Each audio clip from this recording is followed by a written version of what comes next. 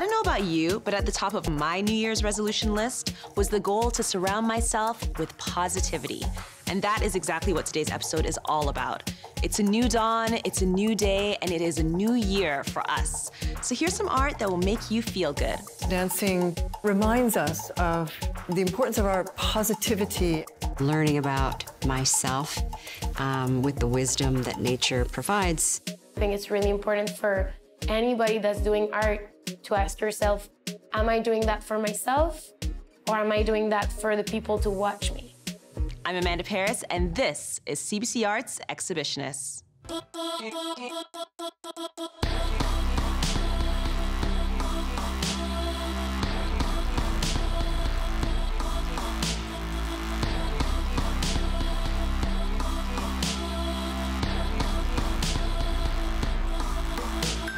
Is there something that you've always wanted to do but thought that you'd missed the boat and your time had passed?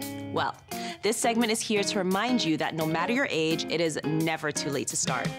April Eliermo is our CBC Arts correspondent who spends her time introducing us to different artistic scenes. And the one she's about to take us to may get you dusting off some of your own retired life goals. Take a look.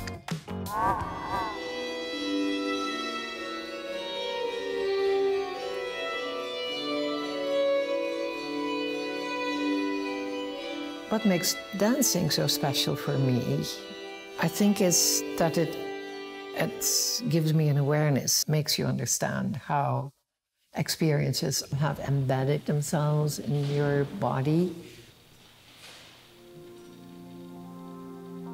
Well, I'm inspired by young artists. I find that the medium mainly focuses on this particular age group. And as I move further into my artistic career, I've been feeling the need to find people who are older and engaging in artistic pursuits. I stumbled upon Older and Reckless, Moonhorse Dance Company's series that focuses on senior dancers. I'm so thrilled that we're going to meet the director of Moonhorse, a couple of the artists, and get to sit in on some of the rehearsals. So this is what happens at Older and Reckless. For me, they're like a collection of short stories, really beautiful 10 to 15-minute works by the Older and Reckless artists on the program. Now, almost 20 years later, it's really become a platform for the senior artist.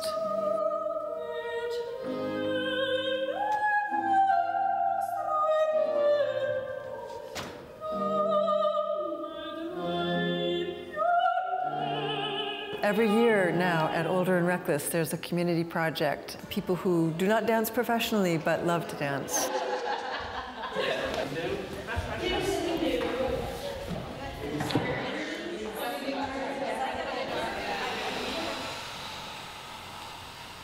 We just did the warm-up. They are way more in shape than I am.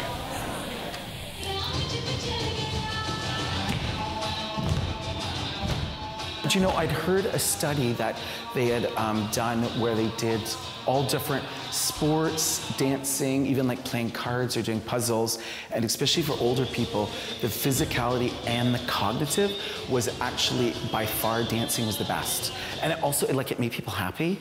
There's a unified feeling of being together and doing the same steps at the same time and having produced something that we share. It's just a wonderful feeling.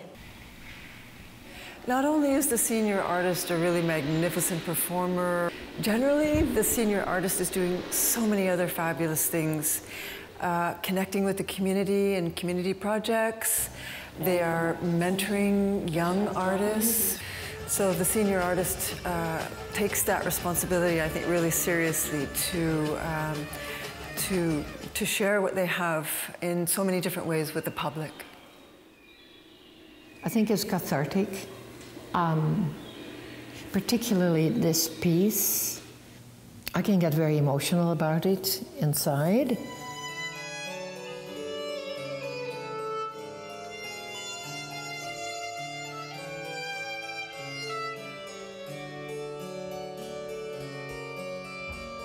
What Older and Reckless has done for the senior dancers is like an incredible gift. That has given me the chance to do this, to get to this point which I never knew I could or would have. We need to dance more than ever because dancing lifts our spirits. Dancing reminds us of the importance of our positivity and the importance of our actions. Seeing the community dancers and Pia Bowman and meeting Claudia was so cool and so inspiring, and now I have something to look forward to and can hopefully move like that one day.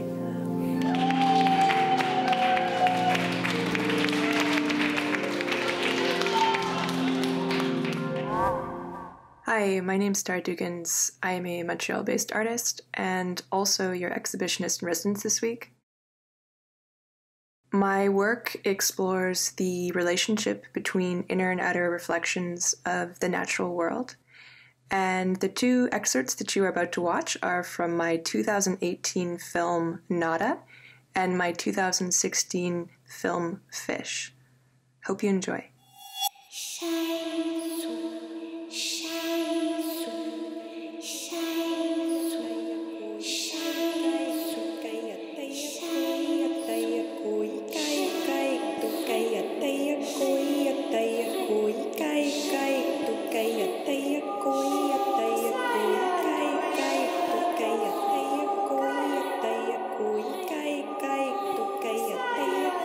Coming up, the visionary behind Anne with an E tells us about the poet that changed her life. Learning about myself with the wisdom that nature provides is something that's really important to me.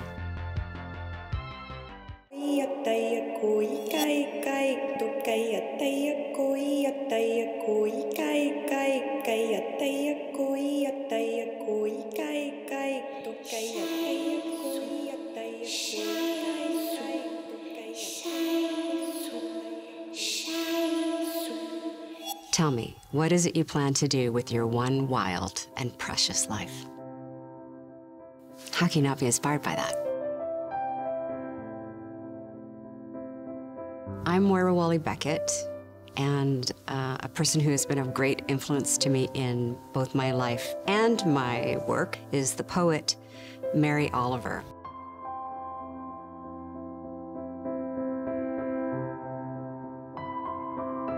She writes beautifully and with great intimacy and delicacy about the natural world and being in nature and identifying with nature, learning about myself with the wisdom that nature provides is something that's really important to me.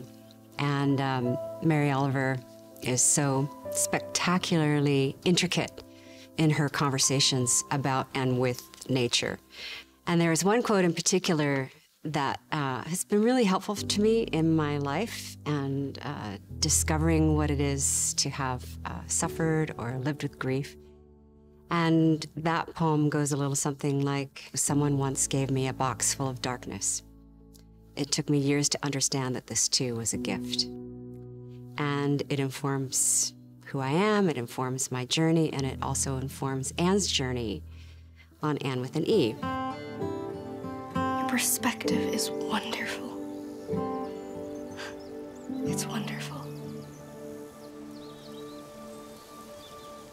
She's a child who has had to overcome enormous obstacles, and yet who still steps forward and embraces life with optimism, with fierce inquisitiveness, and great joy, including and being present with the natural world around her. And so Mary Oliver was a great gift to me. I am in awe of her. She went from being an Emmy Award-winning writer on Breaking Bad to crafting one of the most unique spins on a classic story for Anne with an E. Definitely inspiring. Speaking of inspiring, don't you love a good art friendship? Especially the kind that results in creative collaborations, like Basquiat and Warhol, or even Sting and Shaggy. You're about to see a friendship that has spanned 20 years, traveled the globe, and birthed the creation of massive, epic drawings that are brilliantly intricate and take over any space they're in. Check it out. Yeah,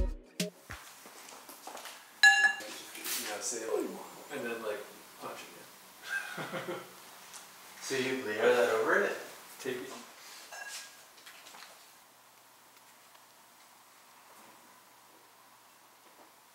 So I met Jim in a Drawing 100 class at the University of Victoria. And it was actually the first day of the class that we met. I remember Jim was drawing really loudly and kind of making sound effects as he went. And I remember being kind of annoyed by him. I thought he was kind of a show-off. But then the teacher went around to look at all the different drawings. And he saw Jim's drawing and he held it up in front of the class. And he was like, this is an example of what I'm talking about. This is good drawing. And I was kind of jealous. But then after the class, I saw that he had this McVegan patch on his backpack. And I was kind of like, yeah, this guy's a vegan. I'm a vegan too. So we started talking. Yeah, Matt invited me to go see a punk concert with him that weekend. And little did we know, that was the dawn of a 20-year so far friendship.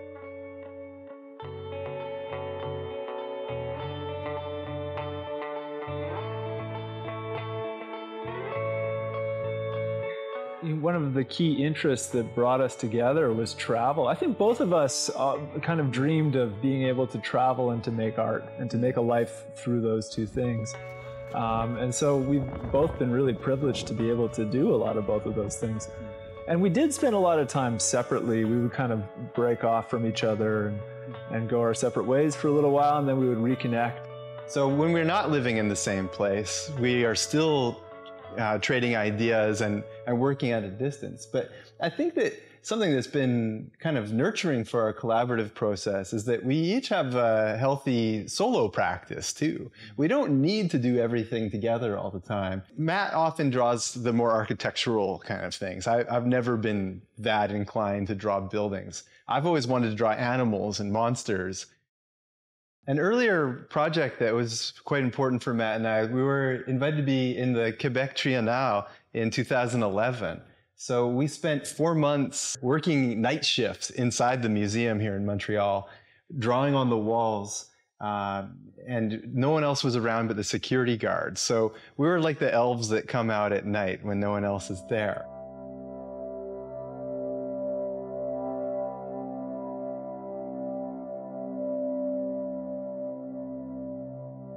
Later in life, I became really interested in Norway because I grew up in coastal BC. This was another corner of the world where I pictured it being kind of the same, but then super far away.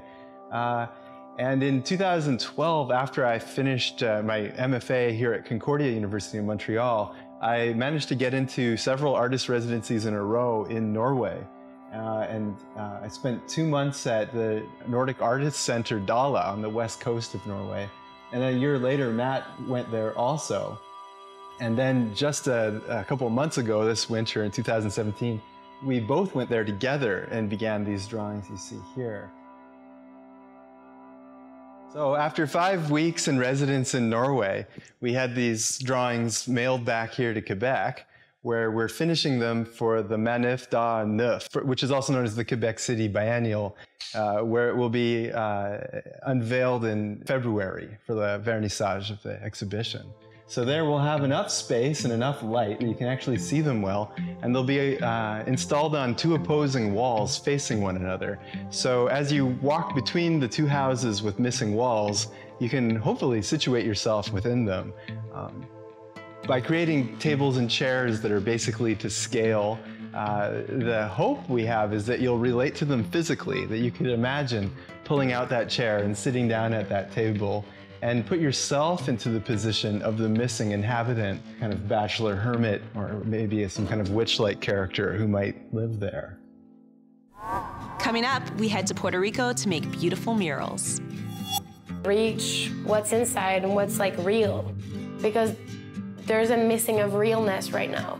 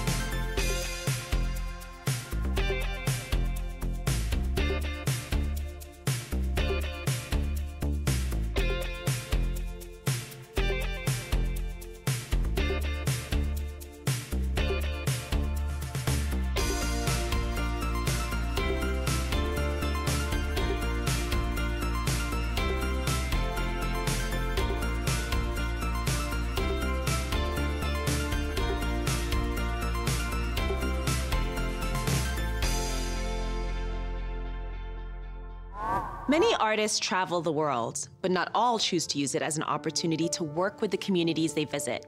For Danaé Brissonnet, collaboration has become an essential part of her artistic process. She paints large, surreal murals in public spaces and works with the kids in the neighborhood to imagine and create the characters within her paintings. Right now, we're gonna visit her in Puerto Rico as she helps one community craft something beautiful after the horror of Hurricane Maria. My name is Danaé Brissonnet. My family always were really supportive of me doing art.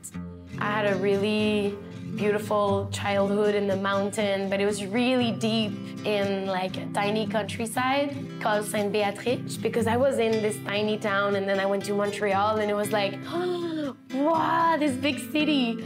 And then I met people that had traveled without any fear, and I was like, I was so curious. Well, I finished my art school, and then people were like, oh, you can't really live from your art. I left to Costa Rica, didn't have any money, couldn't speak Spanish. I could make a little money making my paintings, so I decided to go to Nicaragua. A competition of mural was opening in the north of Nicaragua. And I applied and I got chosen. The mural aspect was with this NGO called Acción contra el Hambre. They wanted us as an artist to work with the community. So I had like 5 young guys that had lived different traumas, and we win the first prize. I was 20 at that time.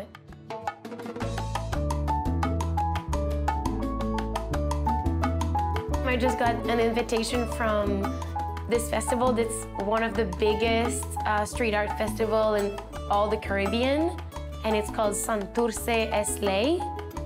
And they invited me to paint a mural for their festival, and I was super, super excited. I want to make a mural for these people and like for what they've been living through also. Ahí está. ¿Lo viste? Sí. Con los pescados esto. Yes, gracias. Con la pintura más. Pues vamos a hacer pintura también. Claro que sí. Ok, ustedes están haciendo el boceto de la pintura. Ustedes van a pintar todo eso, por eso es que quiero que sea grande. Eso, papi, es tan lindo, mi amor, pero lo tienen que hacer más grande. Esto es un delfín, lo pueden hacer más grande aquí, como así. O uno otro acá, que salga.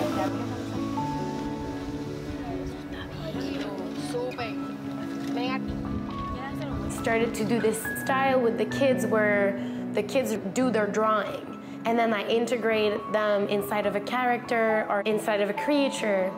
I'm fascinated by what they make, and it's always a surprise. This moment that I like really get to know people, get to like experience just experience the country I am in now in Puerto Rico, and I can see like the imagery of people, like it's the kids, and it's great. And I think it's really important for them to also see their art inside of something bigger, and I think this is really inspiring.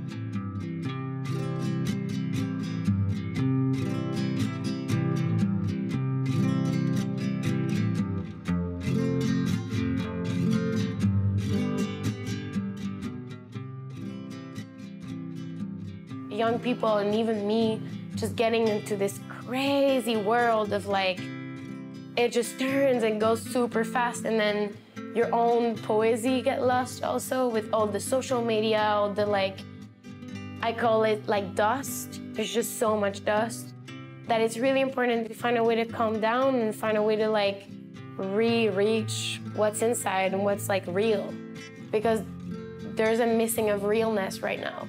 And I think it's really important for anybody that's doing art to ask yourself, what's real for me? Am I doing that for myself, or am I doing that for the people to watch me? And I think that makes a big difference of how your work will look like.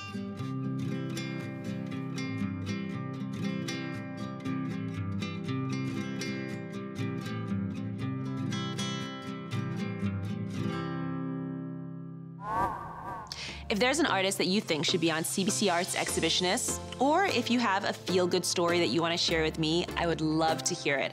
Send me a message on social media. Our handle on all platforms is @CBC Arts. Tune in next week for another deep dive into the transformative work of Canadian artists. Peace.